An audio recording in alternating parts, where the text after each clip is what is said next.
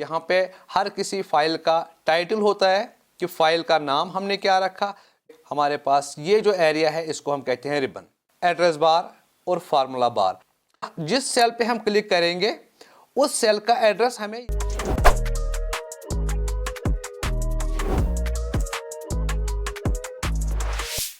अस्सलाम वालेकुम, मैं मोहम्मद खालिद डार बहुत खुश हूँ कि आप इस वक्त मुझे देख रहे हो।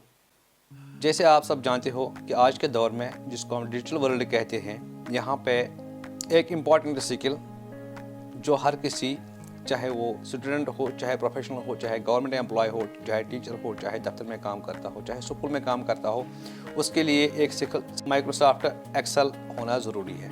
माइक्रोसॉफ्ट एक्सेल यूज़ होता है डाटा मैनेज करने के लिए, चार्ट्स बनाने के लिए, नंबर्स की जो बेसिक ऑपरेशंस या हाई लेवल ऑपरेशंस होते हैं वो करने के लिए, रिपोर्ट्स प्रिपेयर करने के लिए, कैलकुलेशंस करने के लिए, रिकॉर्ड्स मेंटेन करने के लिए और इंफॉर्मेशन एनालाइज करने के लिए फास्ट और प्रोफेशनल मैनर में। माइक्रोसॉफ्ट एक्सेल कोर्स जो मैंने स्टार्ट किया, जिसका मैंने पहले ही जिक्र किया था इससे पहले वीडियोज़ में, उसका मैं कंप्लीट कोर्स आपको यहाँ पे सिखाने जा रहा हूँ, जो स्टार्ट होगा एक बिगिनर से और आहिस्ता आहिस्ता आगे चल के वो बढ़ जाएगा प्रोफेशनल्स तक। आप इस सीरीज़ के वीडियोस, जिसको मैंने नाम ही दिया है एक्सेल ट्रेनिंग प्रोग्राम, एक एक करके देख लीजिए और मुझे उम्मीद है कि आप ज़रूर एक्सेल को मास्टर करोगे।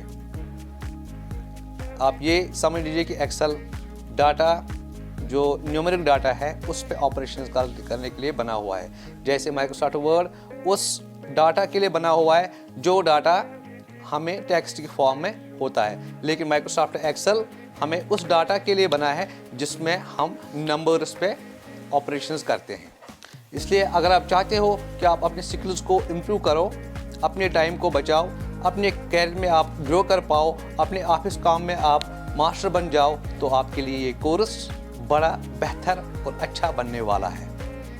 इस चैनल को सब्सक्राइब करें, वीडियो को लाइक करें अगर पसंद आए, और मुझे पता है कि आपको भी पसंद आएगा, और उनके साथ भी इसको शेयर करें, चाहे वो आपका बच्चा हो, चाहे आप खुद हो, चाहे आप कुलीग हो, आप सब के लिए ये प्रोग्राम रिकमेंडेड है। चलिए अब हम स्टार्ट करते हैं एक्सेल का बहुत इंपॉर्टेंट पार्ट, जो है इसका बेसिक इंटरफेस अंडरस्टैंड करना। चलिए शुरू करते हैं। एक्सेल पे काम करने से पहले हमें सबसे ज़्यादा ज़रूरी है कि हम स्क्रीन को अंडरस्टैंड करें। स्टार्ट हम कैसे करते हैं, उसके लिए आप सर्च बटन पे यहाँ पे क्लिक कीजिए, एक्सेल लिखिए, एक्सेल ऐप यहाँ पे आई, इस पे क्लिक कीजिए और यहाँ पे सबसे पहले अगर आपको पहली फाइल बनानी हो तो उसके लिए ब्लैक वर्कबुक पे क्लिक कीजिए, या अगर आपको जो आपने ऑलरेडी फाइल बनाई है जिस पे आपने काम किया है, अगर वो फाइल आपको खोलनी है तो उसके लिए यहाँ पे उसका और रिसेंट फाइल का लिस्ट मिलेगा आपको। क्योंकि हमें स्टार्ट करना है नए सिरे से, हम ब्लैंक पे क्लिक करेंगे। ब्लैंक पे क्लिक करने के बाद यहाँ पे जो विंडो ओपन हुई, इसको हम माइक्रोसॉफ्ट एक्सेल कहते हैं। आप गौर से देखें, यहाँ पे चूँकि हमें नंबर्स पे काम करना है, नंबर्स ज़्यादा अच्छे टेबल्स में होते हैं और नंबर्स के लिए टेबल्स, और यहाँ पे उसके लिए टेबल ऑटोमेटिकली बने हुए हैं। अब इसका इंटरफेस हम एक एक करके, इस इंटरफेस में, इसकी विंडो में कौन कौन से आइटम्स है, ये कौन कौन से काम हम कर सकते हैं, कौन कौन से कमांड्स हैं, वो हम यहाँ पे डिस्कस करेंगे। Let us understand the screen of MS Excel. सबसे पहले यहाँ पे ऊपर इसको कहते हैं टाइटल बार। टाइटल बार जैसे नेम सजेस्ट करता है, यहाँ पे हर किसी फाइल का टाइटल होता है कि फाइल का नाम हमने क्या रखा, जो by default book 1, book 2, book 3 आएगा, या अगर आप इसको अब सेव करोगे तो सेव करने के बाद जो भी आप इसमें फाइल में नाम रखोगे तो वो यहाँ पे आएगा उसका नाम। उसके अलावा इसी टाइटल बार में राइट साइड में और 3-4 बटन आते हैं, close button, minimize maximize button और रेस्टोर बटन। ये मिनिमाइज है, ये मैक्सिमाइज भी है और रेस्टोर भी है। उसके बाद इसी टाइटल बार के साथ आप यहाँ पे देखोगे कुछ बटन, ये है सेव, अंडो, रिडो, कुछ काम ऐसे जो हम फ्रीक्वेंटली करते हैं, तो वो ऑप्शन यहाँ पे भी अवेलेबल है। बिलो द टाइटल बार आप यहाँ पे देखोगे हमारे पास ये जो एरिया है, इसको हम कहते हैं रिबन। रिबन में जो टैब्स दिए हुए हैं, हर किसी टैब में रिलेटेड कमांड्स एक ही जगह पे ग्रुप किए हुए हैं। ताकि हमें ढूंढने में आसानी हो। तो इस चीज़ को हम रिबन कहते हैं। रिबन के नीचे है हमारा ये नेम बॉक्स या एड्रेस बार और फार्मूला बार। इनको हम थोड़ी देर के ऐसे रखते हैं, मैं आपको बताऊंगा ये काम करते क्या है।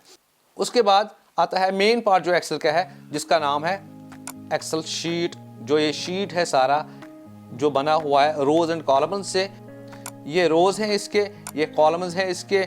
हर किसी कॉलम का अपना नाम होता है और हर किसी रो का अपना नंबर होता है या नाम होता है। इस जैसे यहाँ पे column A, column B, column C, column D, column E, column F, extra extra. इसी तरह रो 1, रो 2, रो 3, रो 4, रो 5, रो 6, इसी तरह एक्स्ट्रा एक्स्ट्रा। लेकिन जहाँ पे एक कॉलम और एक रो इंटरसेक्ट करते हैं वहाँ उस चीज़ को कहते हैं सेल। जैसे यहाँ पे कॉलम बी और रो 8 यहाँ पे इंटरसेक्ट करती है, इस चीज़ को हम कहते हैं सेल। और हर किसी सेल, जितनी भी इसमें सेल्स हैं एक शीट में, उन हर किसी सेल का अलग अलग एड्रेस है। और जिस सेल पे हम क्लिक करेंगे उस सेल का एड्रेस हमें यहाँ पे नेम बॉक्स में आएगा।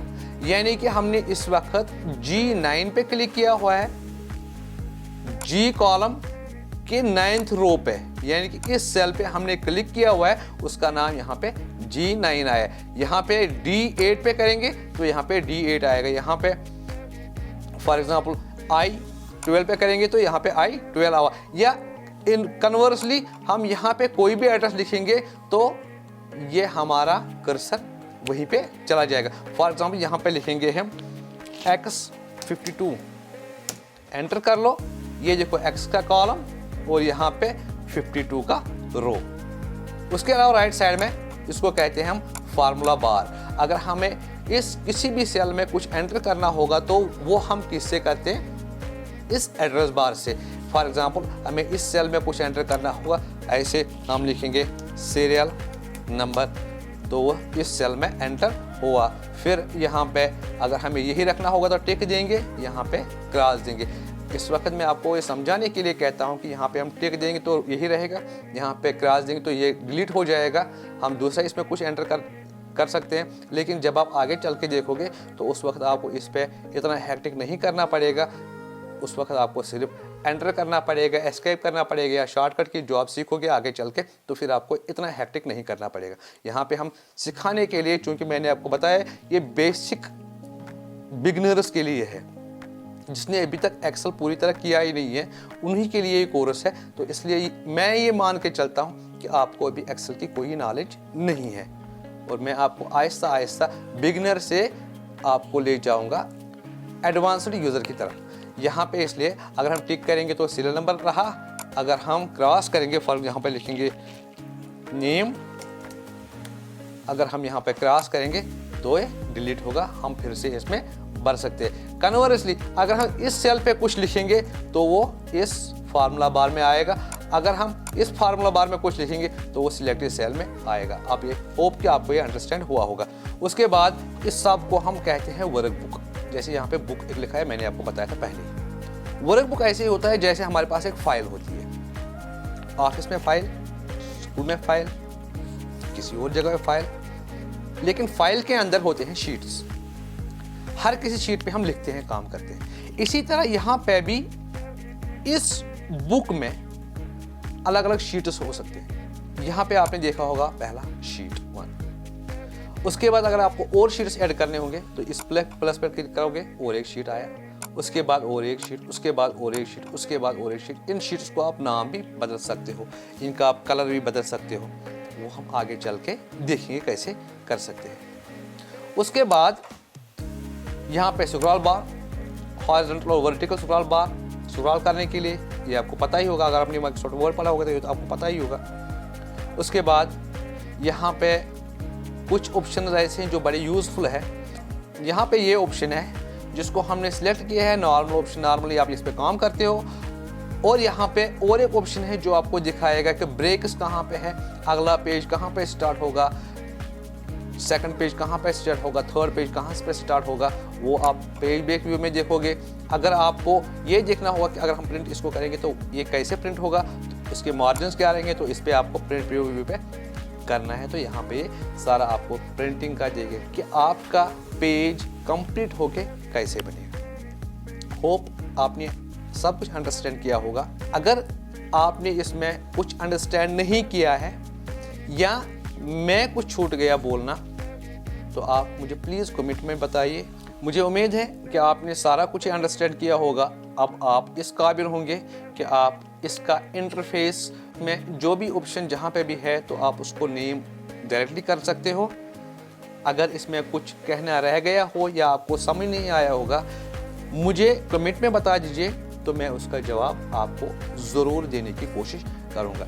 और एक चीज़ आप मुझे बताइए कि कोई और ऐसा टॉपिक है जिस पे मुझे वीडियो बनाना चाहिए आपके अंडरस्टैंडिंग के लिए, तो आप कमेंट में लिखिए। मैं कोशिश करूँगा कि आपके लिए वो जल्द अज जल्द बनाऊँ। बाकी शुक्रिया।